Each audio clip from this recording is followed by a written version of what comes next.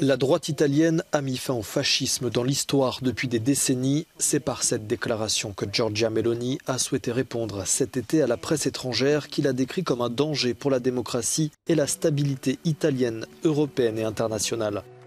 La dirigeante du parti post-fasciste Fratelli d'Italia, Frères d'Italie, tente de rassurer, une stratégie déjà utilisée par ses prédécesseurs comme Gianfranco Fini, l'ancien responsable du parti politique néofasciste Mouvement social italien. Giorgia Meloni a bien connu ce parti, fondé en 1946 par des fidèles de Benito Mussolini. À 15 ans, elle était active dans la branche jeunesse avant de prendre attache avec le parti Alliance nationale qui se voulait plus modéré. En 1996, alors militante pour Alliance nationale, elle n'hésitera pas à déclarer à la presse française au sujet du dictateur fasciste Mussolini qu'il était un bon politicien. En 2008, elle rejoint le Parti du peuple de la liberté de Silvio Berlusconi. Elle devient alors la plus jeune ministre de l'histoire de l'Italie moderne. 5 ans plus tard, elle quitte le parti de Silvio Berlusconi pour créer Frères d'Italie. Ce nouveau parti défend un nationalisme conservateur qui met l'accent sur la souveraineté.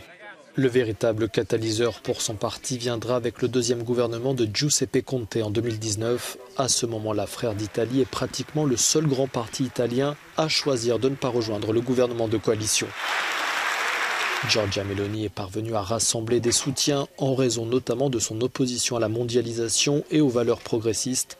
Son credo est Dieu, famille, patrie.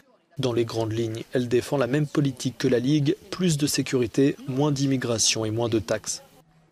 Oui à la famille naturelle. Oui à la famille naturelle, non au lobby LGBT, déclarait-elle notamment en juin dernier en Espagne lors d'un meeting du parti d'extrême droite espagnol Vox.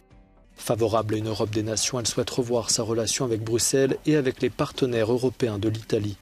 Mais Rome étant la principale bénéficiaire du plan de relance européen, avec près de 200 milliards d'euros de fonds accordés, elle assure qu'il n'y aura pas de rupture sèche.